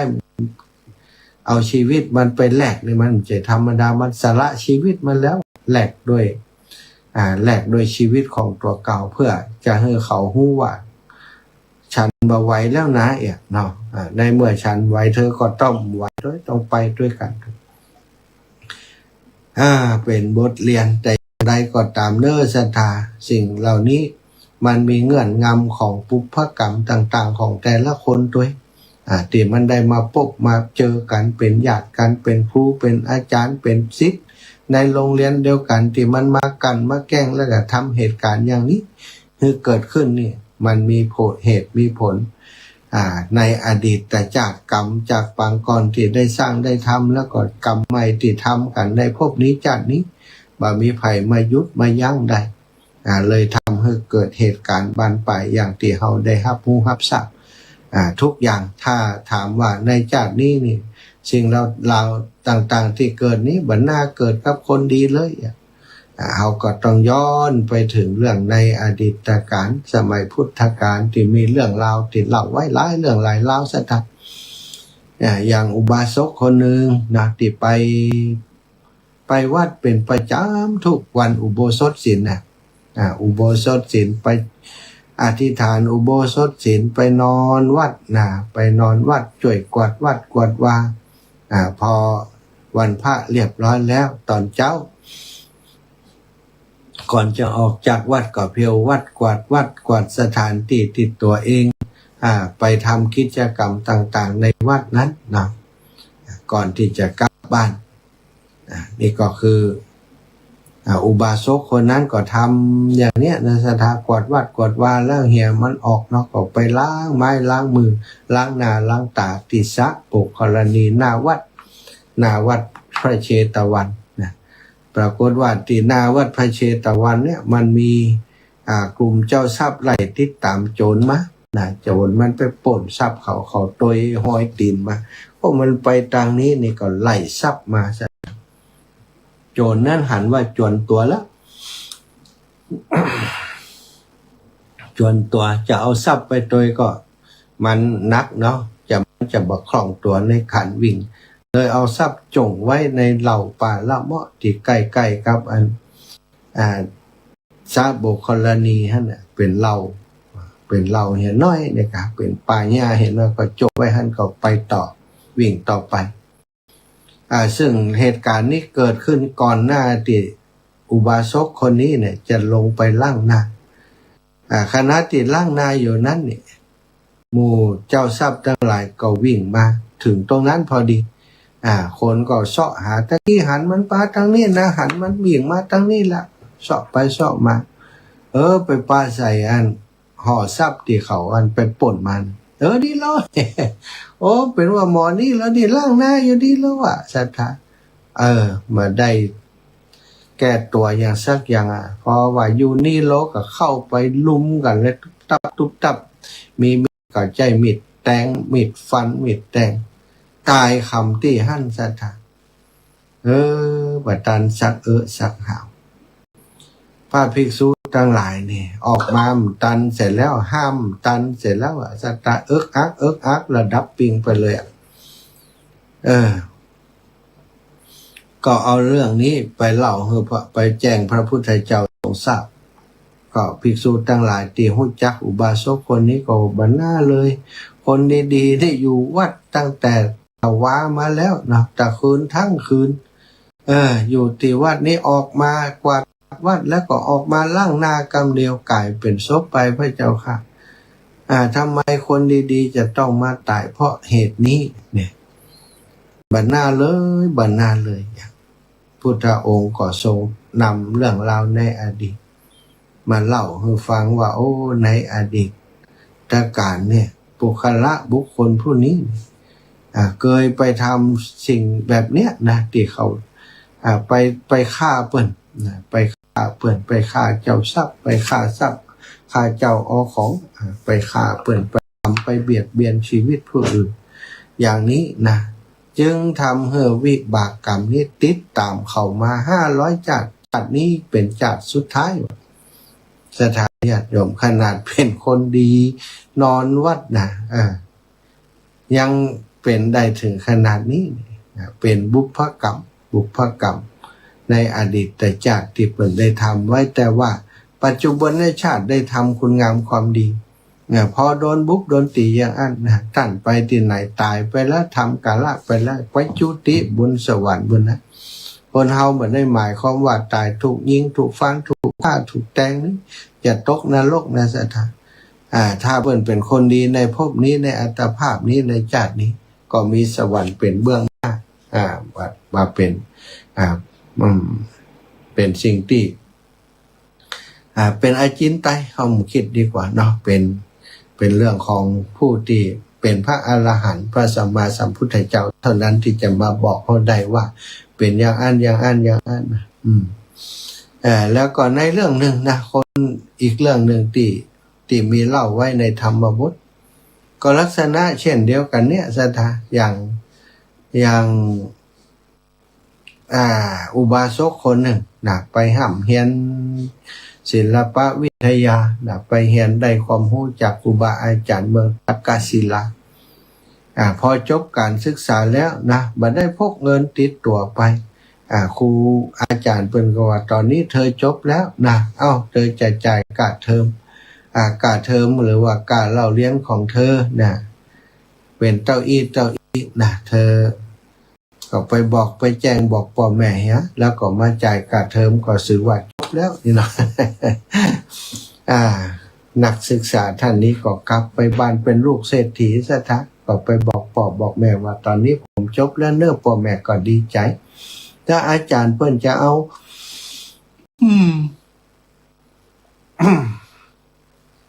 การเรียนการสอนต่อได้การอยู่การกินที่ลูกไปเรียนที่หั่นนะก็แจ้งให้พ่อแม่ทราบพ่อแม่พอได้ทราบแล้วก็เฮือเอาทรัพย์ต่างๆนี่ปกห่อเอาเฮือลูกเบานะลูกเบาไปคนนี้ก็พังเนาะศรัทธาโดยความหีบฟังว่าอยากจะกลับมาบ้านอยากจะจบการศึกษาแล้วเนาะจ่ายค่าเทอมแล้วก็เรียบร้อยแล้วก็ได้กลับบ้านถือว่าเป็นผู้ที่สำเร็จการศึกษาแล้วพ่อแม่บอกจะรอให้มันแจ้งก่อนก็ไปก็ได้ลูกผมจะไปละแม่ผมจะไปเจ้าเนี่ยพุทธเจ้าตรวจดูเวไนยสัตว์ตอนเจ้าปรากฏว่ามานพคนนี้นะนักศึกษาท่านนี้ไปปรากฏในข่ายพยานของพระพุทธเจ้าซะพระพุทธเจ้าก็ตรวจดูว่าคนนี้จะเสี่ยงอายุวันเนี้ยลูกนี่เจ้านี่แหละจะถูกจะเป็นอย่างนี้ถ้าหากว่าบ่ได้พบเฮาตถาคตนี่เมื่อตายไปนี้เขาย่อมไปสู่นรกอบายภูมิเพราะบ่ได้ถึงพระรัตนตรัยบ่ได้มีที่พึ่งอันควรจะได้คนมีบุญที่สั่งสมมาก่อนจึงได้ไปปรากฏในข่ายพยานพุทธเจ้าพุทธองค์อาศัยพระเมตตาศรัทธาได้ไปยังสถานที่ที่จะเป็นตั้งเดินของชายหนุ่มนั้นก็ไปปรากฏตัวอยู่ชายหนุ่มคนนี้นักศึกษาคนนี้พอหันพระพุทธเจ้าก็เกิดความศรัทธาเลื่อมใสในพระรัศมีในพระอริยบทต่างๆที่เรียกว่าบ้านสมัยนี้เปิดเรียกว่าหันบุคลิกภาพของพุทธเจ้าก็เกิดศรัทธาเลื่อมใสได้ยกมือไหว้ไปมือสาแล้วก็ได้เข้าขอฟังธรรมพุทธเจ้าก็แสดงธรรมให้ฟังบอกว่าเธอแสดงธรรมโดยย่อเนาะศรัทธาพอได้รับการรับฟังธรรมจากพระพุทธเจ้าอุบาสกท่านนี้ก็มีความศรัทธาเลื่อมใสมากยิ่งขึ้นก็ ถึงพระรัตนตรัยคือพระพุทธพระธรรมพระสงฆ์เป็นสรณะแล้วก็ขอฮับเอาสรณะคือศีล5 ประการพุทธเจ้าก็ปันศีล5ให้เรียบร้อยแล้วอุบาสกก็เบาใจเพื่อนบอกว่าในอัตถกถาที่บายว่าความที่อุบาสกท่านนี้จะมีบุญสูงสุดแค่เนี้ยนะแล้วก็มีภาระที่จะต้องเอาสตังค์ไปเอาทรัพย์ไปให้กับอาจารย์เลยมีจิตใจที่จะขอบรรพชาอุปสมบทในพุทธศาสนาพุทธองค์ก็รู้ว่าเขามีบารมีเขามีบุญแค่นี้นะก็จึงได้สอนแค่นั้นบ่ได้สอนธรรมะที่ลึกซึ้งมากไปกว่านั้นโดยความที่เขายังมีกรรมติดค้างต้องชำระอยู่หลังจากที่พระเจ้าได้อุบาสกคนนี้ถึงพระรัตนตรัยพุทธธรรมพระสงฆ์เป็นสรณะแล้วก็หูศีลแล้วก็หลีกไปอุบาสกก็หีบไปหาอาจารย์เดินทางเข้าออกไปห่างกันน้อยเดียวซะทันหมู่โจรทั้งหลายแอบซุ่มอยู่ผู้ว่าอุบาสกท่านนี้นะกำลังจะไปเอาทรัพย์เพื่อจะกลับไปส่งอาจารย์ก็มาดักป่นที่ข้างทางนั่นในป่าละเมาะติดเลยจากสถานที่พบพระพุทธเจ้าไปน้อยเดียวก็ถูกฆ่าตายที่หั่นถูกฆ่าตายที่หั่นต่อมาตอนเจ้าคนไปพบศพของนักศึกษาศพท่านนี้ก็ไปแจ้งให้ท่านเศรษฐีทราบศาสตร์เศรษฐีก็เสียอกเสียใจนะศรัทธาญาติโยมลูกบรรดามาตายห้อมนี้เลยเข้าไปกราบทูลพุทธเจ้าพุทธเจ้าก็ด้วยอำนาจแห่งอิทธิปาฏิหาริย์เนาะของพุทธเจ้าก็ได้ห้อนไปถึงเทวดาก็คือมนุษย์คนนี้พอตายไปปุ๊บไปเป็นเทวดาก็ลงมาพุทธเจ้าก็ถามว่าเธอมาจากไหนอย่างใดเธอเป็นไผนะก็บอกว่าข้าพระองค์เป็นผู้ที่พระองค์ได้พบพระองค์มาตอนเช้าบุญที่ข้าพระองค์ได้ไปเกิดเป็นเทวดาอยู่บนสวรรค์เพราะได้เข้าถึงพระรัตนตรัยจากการได้พบพระองค์นั่นเองได้รักษาศีลได้เข้าถึงพระรัตนตรัยแค่แป๊บเดียวสักได้ไปเกิดบนสวรรค์อันนี้เนี่ยจากอดีตที่ผ่านมาเนาะอดีตที่ผ่านพุทธองค์ก็ทรงเล่าอดีตว่าก่อนอดีตชาตินะเคยได้ทำอย่างนี้เหมือนกันไปฆ่าเปิดได้ทำอกุศลกรรมไว้ก็ได้รับผลของกรรมนั้นมาจนถึงชาติสุดท้ายนี้ก็ถือว่าสิ้นกรรมแล้วตั้งแต่นี้ไปก็จะบ่มีเหตุการณ์อย่างนี้เกิดขึ้นนะแล้วก็ได้แสดงธรรมแล้วอุบาสกท่านนั้นเทวดาคนนั้นก็ได้เป็นโสดาบันเข้าสู่กระแสต่อไปถ้าเกิดมาพบใดจัดใดต่อไปนี้บ่มีทางที่จะตกต่ำไปสู่นรกอเวจีหรือว่าอบายภูมิละมีแต่จะเที่ยงแต่ต่อพระนิพพานอย่างเดียวในไปนะนี่คือสิ่งที่เฮาบ่ฮู้เนาะว่าอดีตชาตินี่เพิ่นทำเวรทำกรรมอย่างต่อกันพ้องนะมาถึงภพนี้ชาตินี้จึงได้มาเกิดเหตุการณ์อย่างนี้เกิดขึ้นอย่างที่เฮาได้รับรู้รับฟังก็ทำใจด้วยอุเบกขาเป็นกลางเนาะศรัทธาอะไรจะเกิดมันก็เกิดตามเหตุตามปัจจัยที่มันมาถึงพร้อมแล้วเหตุปัจจัยถึงพร้อมสิ่งต่างๆก็เกิดขึ้นในที่สุดเอาละศรัทธาได้ได้จามาถึงช่วงนี้จะปั่นเวลาก่อนจะปั่นเวลาให้ศรัทธาญาติโยมได้โทรเข้ามาขออนุญาตแจ้งข่าวสารงานบุญที่จะมีในวันที่12นะในวันที่12นี้นะที่วัดพระพุทธบาทอุดมน้ำบ่อสาวาบ่าย2 โมงจะมีการทอดผ้าป่าสามัคคีสมทบทุนซื้ออุปกรณ์นะซื้ออุปกรณ์ถ่ายทอดเสียงของสถานีวิทยุวัดพระพุทธบาทอุดมน้ำบ่อสาวาในเมตตาของหลวงพ่อท่านพระครูสุจิตานุรักษ์จะมีกิจกรรมขึ้นที่วัดพระพุทธบาทอุดมน้ำบ่อสาวาจะมีศรัทธาญาติโยมพี่น้องต่างอำเภอแม่อายชัยปราการแล้วก็อำเภอฝาง ต่างจังหวัดเชียงใหม่หลายพื้นที่จะไปทอดผ้าป่า สามัคคีที่หันอาตมาภาพและคณะศรัทธาจากต่างลำปางก็จะไปร่วมบุญร่วมกุศลโดยเปิ่นโดยจะไปกัน2-3 กันนะรถตู้2 กันรถส่วนตัวแฮม2 กันจะออกเดินทางก็ประมาณตี 5เนาะออกเดินทางตี 5ก็ไปถึงปุ้นประมาณ10 โมง11 โมงนี่แหละเนาะก็ได้อาจจะแวะแอวไปตามพื้นที่ใกล้ๆอำเภอฝางนะแม่อายชัยประการไปอำเภอฝางแล้วก็ทอดพระป่าเสร็จก็จะเดินทางกลับกันขากลับก็จะแวะที่วัดปางปอยไปดูพระธาตุเจดีย์ที่เปิ้นก่อเรียบร้อยแล้วว่างามปานใดเนาะก็จะไปพบปะกันที่ปางปอยเตยเนอะมีพระป่ากล่องน้อยๆก็จะไปร่วมบุญที่ป่าไปแหมรอบนึง ไปทุกครั้งก็จะได้ถวายพระป่าเนาะคือกับสถานพี่น้องปางปอยเตยคณะที่ไปครั้งนี้ก็เป็นคณะที่ครั้งก่อนได้ไปครั้งนี้ที่วัดโสภณารามได้ไปสักครั้งเนาะก็ไปก็สลับซับเปลี่ยนกันไปถ้าไปทุกงาน การใช้จ่ายมันก็สูงการเดินทางนะกลุ่มนั้นติดไปแล้วก็ได้ไปเที่ยวนี้เที่ยวนี้ก็จะเป็นกลุ่มใหม่ที่จะไปด้วยกันนะเตรียมตัวเตรียมใจไปด้วยกันเอาบุญด้วยกันขอบคุณครับศรัทธาญาติโยมที่ได้ให้หอมมาเนาะกับน้ำกับไฟกับใจจ่ายกับพระนิสงฆ์ต่างๆตลอดถึงได้หอมไปวัดพระพุทธบาทอุดมน้ำบ่อสวามันมีเยอะมีหลายอาตมาขออนุญาตแบบประชาสัมพันธ์แบบประกาศเลยเนอะไม่ได้อยู่ที่อาตมาประกาศอยู่ที่ศรัทธาญาติโยมได้ตั้งใจนะใส่ซองมาเอามาโฮมแล้วนั่นเป็นบุญแล้วเนาะอาตมาก็จะนำไปมอบถวายที่วัดพระพุทธบาทในวันที่12ศรัทธาที่มาประกาศเพราะมันเยอะนะศรัทธามันเยอะถ้าจะประกาศกับพุ่น15 นาที20 นาทีมันต้องอย่างนั่งประกาศอย่างนี้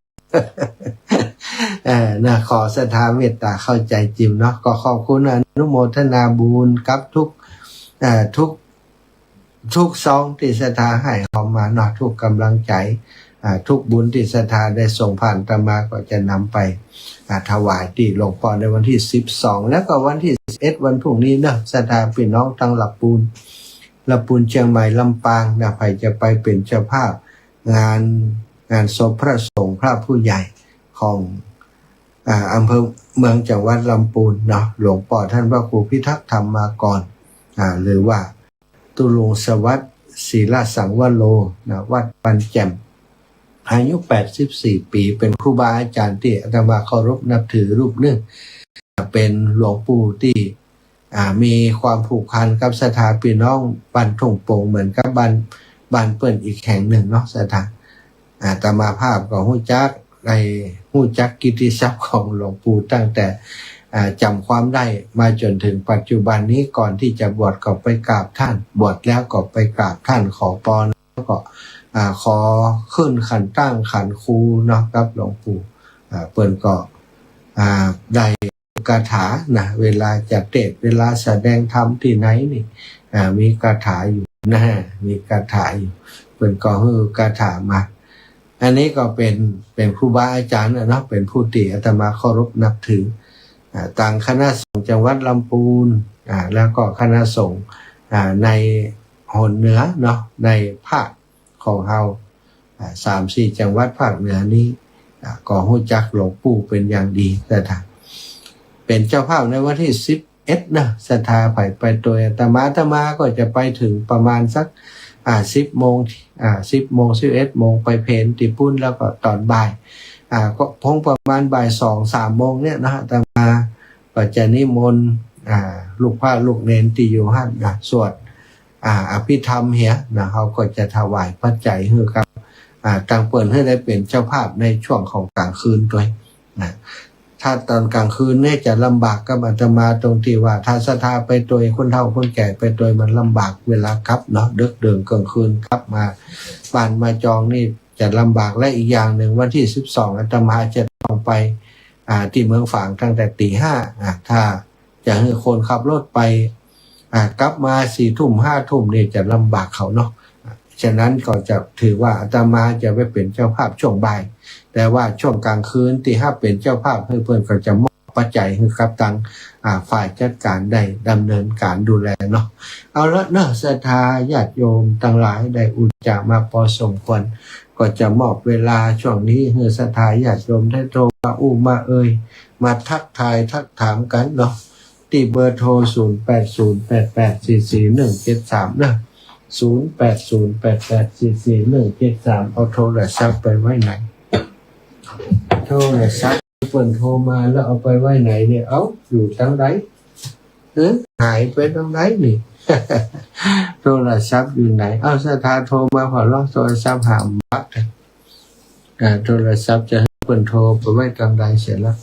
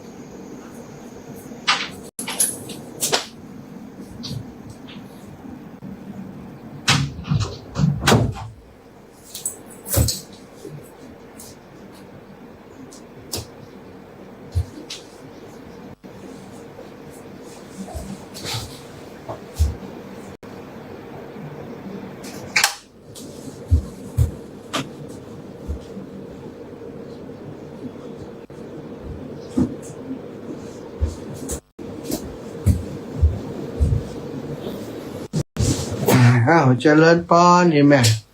เจ้ากลับไปแสนนะท่านพระแม่เจ้าวันนี้ก็มีบุญแถมวันหนึ่งตื่นยื่นมาได้ไก่ขันได้หันตะวันได้ฟังแหนมฟังธรรมจากท่านพระแม่ยังได้มีลมหายใจอยู่เด้อกลับไปแสนนะเจ้าชัดเจนดีนะวันทุกข์ที่จะมาที่วัดไม่แจ่มแม่เจ้าแม่วัดบ้านแจ่ม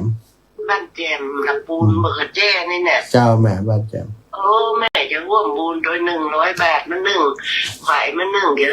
ลูกสาวโอนปัจจัยไปร่วมโดยเด้อก็ได้กายแม่เจ้ากลับไปสาธุเจ้าสาธุพระเจ้าเด้อสาธุค่ะแม่เจ้าแม่สุขเจ้าสอนศีลสอนร่วมบุญมา100 บาทเจริญพรเจ้าฮัลโหล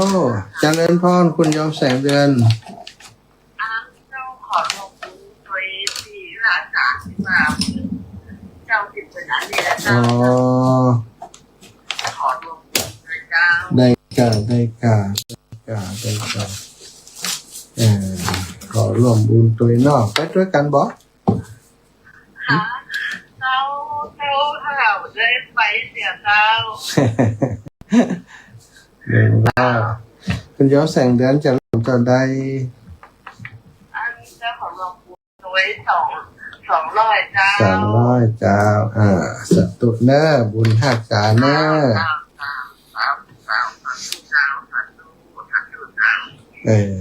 อยากจะชวนศรัทธาไปโดยเนอ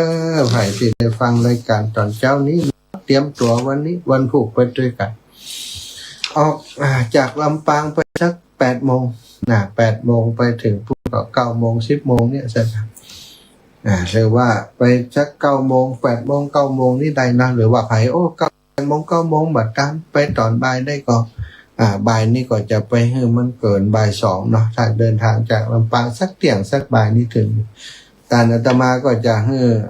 จะขอลูกพระลูกเนนเปิดสวดพระอภิธรรมตอนประมาณสัก2 โมง2 โมงครึ่งเนี่ยเขาจะได้กลับบ้านแบบพอค่ำจะได้แล้วก็ได้ปัจจัยตัวใดก็จะถวายไว้กับเปิ้นเพื่อเปิ้นได้ดูแลในงานนี้ตัวแล้วก็เป็นเจ้าภาพในช่วงของกลางคืนด้วย0808844173นะศรัทธาญาติโยมที่จะไปด้วยกัน โยมแม่สำราญแม่สำราญตื่นตีสามเจ้าฟังพระอาจารย์อยู่ทุกเช้าสาธุเจ้าโยมแม่สำราญสาธุอนุโมทนาเนื้อแม่เนอขอบคุณอีแม่ครับขอบคุณอย่างสูงนะขอบคุณเป็นอย่างสูงเด้อศรัทธาญาติโยมมีเวลาอีก4-5 นาทีเนาะโทรเข้ามามาจากกันได้เนื่อก่อนจะหมดเวลาในช่วงแรกนี้เรียนเชิญเจริญพรโทรมาได้ที่เบอร์โทร080-8844-173เจริญพรแม่ไข่แก้วจ้าแม่เจริญพรว่าชัดเจนดีเนาะ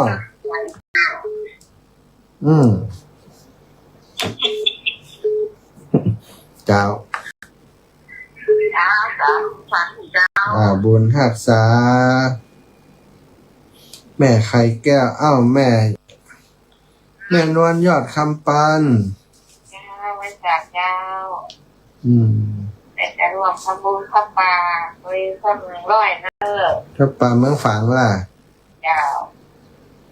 จะแม่จะโอนด้วยนะเจ้าแม่เจ้าพระป่าเมืองฝางสัตว์เนอบุญรักษาตวัดตุลุงไปเนาะมาให้ตุลุงมาเพราะว่ามันมีอันอย่างเนาะล่ะอันเป็นอย่างตวัดก็ไปอันปุ่นไปอันประชุมกันที่ดอยนางแก้วปะจะไปปะตุลุงกันตุลุงน่ะเป็นเก้าเป็นพวกประชุมกันเป็นตรงนี้พละหลายปีหลายคนเนาะเจ้าแม่จากต้นเนอครับลุงแดงที่แม่จะพาลุงแดงเพราะที่มันเราก็มีเวลาเป็นว่าใช่คิดกันเนาะแม่ก็จะพาลูกไม่นะแล้วลูกแม่จะโอนเธอเลยเจ้าได้เจ้าตู้ค่ะ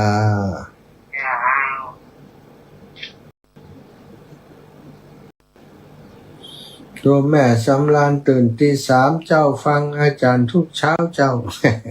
เจริญพรแม่คำนวณเจ้าเตรียมคว้าแล้วก็ใส่กระเป๋าแล้วนะยังเป็นจะปะกันลำปางกี่โมงลำปางอีแม่อย่างน้อยก็สักอีแม่ออกพุ่นกี่โมงตีห้าเกิงเอายังจ้างนะเพราะว่าเชียงใหม่เปิดออกตี4ก็น่าจะถึงลำปางประมาณตี5เนี่ยเขาจะป้ากันที่อันด้านตองลาดหน้าที่ทกสหน้ากว่าหน้าฟัน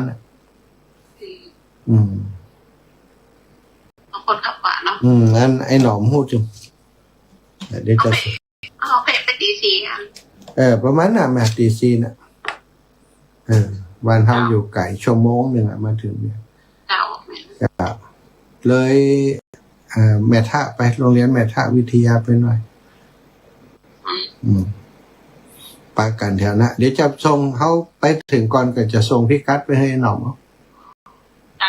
เขาจะปากันหั่นก่อนทีมลำปางของเขาเปิ้นจะแบ่งเป็นวิ่งกันเป็นช่วงไปนะบาดติดกันนักของเขาครบเขาก็วิ่งไปก่อนได้ถึงก่อนกับไปก่อนเนาะไปถึงปะกันหั่นก็ออกไปก่อนเฮาล้อกันคณะนักมันลำบากแซงกันลำบากอย่างเขาลำบากใช่เพราะวันแปะปะแม่ยังนั่นเนาะใช่เขาไปถึงเขาก็กลุ่มกันไปมันจะได้เป็นกลุ่มเป็นชุดถ้ามันแตกกระจายมันลำบากเนาะจะไปอยู่ด้วยกันจะไปนอนด้วยกันจะไปแม่ไปกินข้าวแดงอยู่ แต่ไปแอวอันบุรีรัมย์อยู่เจ้าสัตว์ลูกเปล่าลูกสาวก็อยู่บุรีรัมย์หมดอ่ะนะโอ้ดีกะคือเขาไปหาที่วัดนั่นเจ้าคณะอำเภอกระสังกันกระสังกันก็เลยว่าวัดหลวงปู่สวงใช่ค่ะใจวัดหลวงปู่อันที่กระสังนี่อันวัดของหลวงพ่อเจ้าคณะอำเภอกระสังนี่ไหมแต่เขาจะไปคืนนี่เนี่ยนะคืนนั้นคืนที่15กะเนาะคืนแหลกนี่เขาไปถึงปุ้นในวันที่14เนี่ยคืนแหลก14หลวงปู่สวง 15นี่หลังจากตานแล้วนี่ต่างคนต่างไปสอดที่พักคนเดียวนั่นแหละจะไปพักที่กระสังจ้ะเจ้าสาธุนะแม่เด้อบุญรักษาเจ้าแม่คำนวณบ้านดินดำเอาละนะศรัทธาญาติโยมชั่วโมงนี้เวลาหมดเวลาขอนำรายการจากลาไปก่อนเดี๋ยวเจอกันชั่วโมงถัดไปสำหรับศรัทธาญาติโยมตีฟังอยู่แล้วนะแต่ว่าตีกำลังฟังใหม่ก็เดี๋ยวก็จะตี 5นี้จะมีอีกหลายสถานีที่รับสัญญาณเอาหมดเวลาจัตตาโรธรรมาวัฏันติอายุวันโนสุขังพระลัง